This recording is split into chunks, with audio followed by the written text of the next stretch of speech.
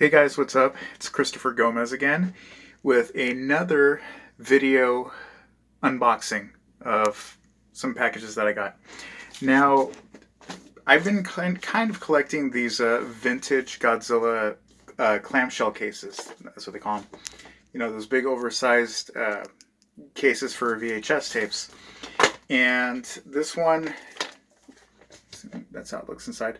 Usually they come in black, or if you usually get like a family film or a Disney film, they're usually white. Pretty cool, pretty vintage stuff. This one I had to get because, as you can see, it says Godzilla versus the Cosmic Monster. Now, this particular film is known to most people as Godzilla versus Mechagodzilla, but some prints in the United States actually released this film under a different title, as Godzilla versus the Cosmic Monster. And there's a whole story behind that. Originally, they were going to release the film as Godzilla versus the Bionic Monster until Universal Studios tried to sue the distributors for copyright infringement because they had to show the Bionic Woman. And Universal, they thought that they were using they thought they had a trademark on the Bionic name. So the distributors quickly changed it to Godzilla versus the Cosmic Monster. And this cassette is rare because it actually has that title in the in the film, in this particular copy. Most copies that you get of this film, they usually have the Mechagodzilla title, but this one actually has the Cosmic Monster title. I'll put that up so you can see. I really like the artwork on it too. It almost looks like they used a still photograph and just kind of colorized it. Yeah, it looks really cool. So I ordered a couple of Godzilla clamshells now that Godzilla vs. Kong is on the horizon. And let's see what we got. I got two of them. So let's see what this one is. And part of the fun is not knowing exactly what's inside these. Well, I know I could open up something embarrassing. Or not the right package at all. So that's the package that came in.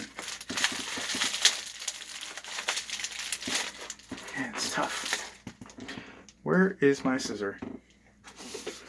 Oh, there it is. It camouflaged with the movie. And they folded this up.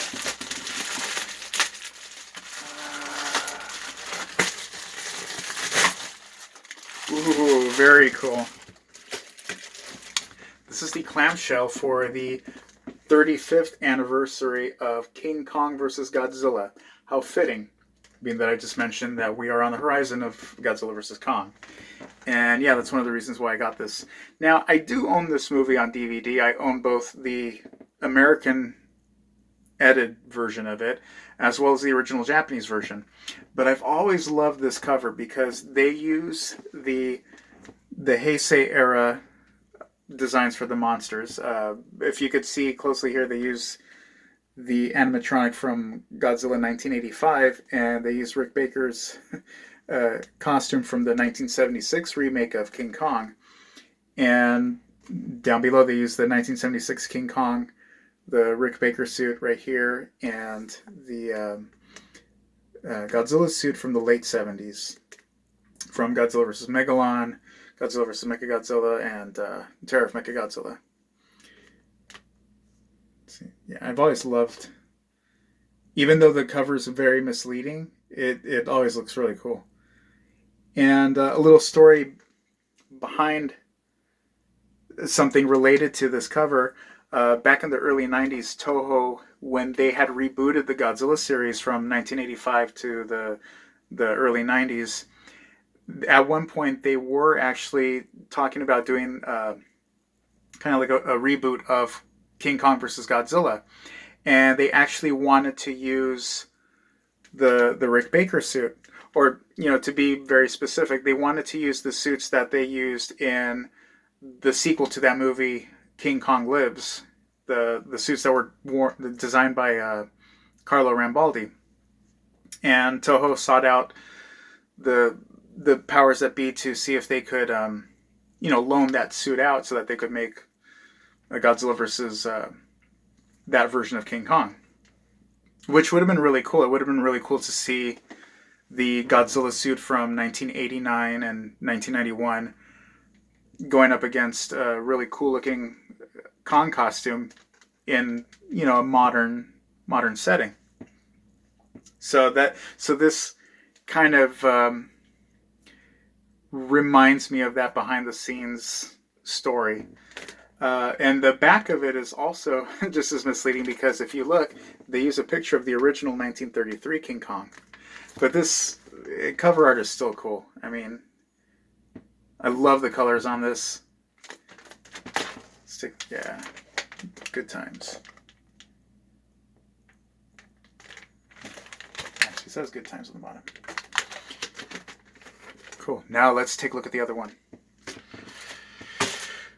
Making quite a mess here.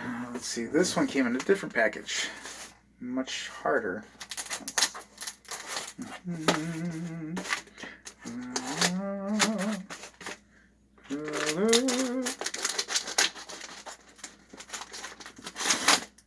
Okay.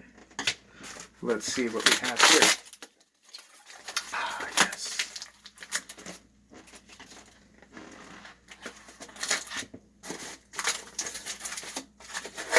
Get these scissors out of the way so I don't stab my eyeballs. This shrink wrap. And this one is Godzilla vs. Megalon.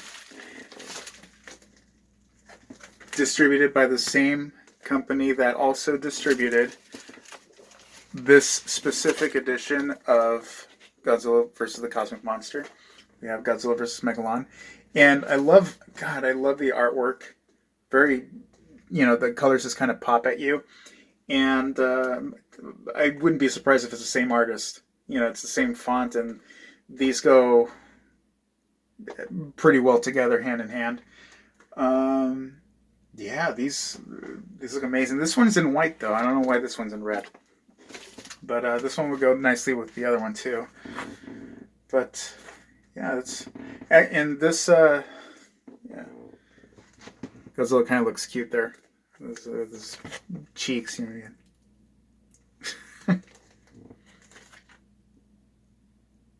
Yeah, let's see how it looks inside. Yep. Gold. I love that gold label. Cool. Now, again, just like the other ones, I do own this on DVD. I actually own two different versions of this movie. Now, for some weird reason, this particular film fell into the public domain, especially in the 80s and 90s. I don't know what happened. So when you seek out a lot of the videos and DVDs of this particular movie, they actually cut out quite a number of scenes. They cut out the majority of the opening credits, just like the credits listing the actors and everybody that made the movie. And they've actually cut out a couple of other scenes too. Like there's when the kid gets kidnapped by the Seatopian agents, for whatever reason they cut that out. For obvious reasons, they cut out a shot of there's a scene where the kid throws a toy airplane at one of the Seatopian agents, and his nose is all bloodied up. There's another scene that they cut out where these truck drivers, they throw out one of the Seatopian agents, and in the back of the truck you could see pictures of nude women. So I understand why they cut some of those out if they were going to show that on TV. But it's very hard to come by the uncut version. The only way I was able to see the uncut version was they actually aired it on the Sci-Fi Channel many years ago in widescreen with all of those deleted scenes intact. And I was kind of blown away. And, the next time they were going to show it, I had to tape it. So I taped it, burned it onto a DVD. And so now I have a dubbed version of the uncut version, as well as the normal one that I grew up with my friends watching, The one that's shown on MST3K, the one that you can get on video. So this is cool. Let me see if I can put all three of them up.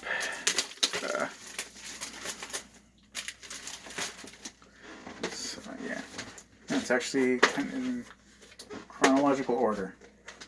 There we go. Big clamshell cases. Yeah. Beautiful. Beautiful stuff. Cool. Until next time, I will see you guys for the next unboxing. Peace out.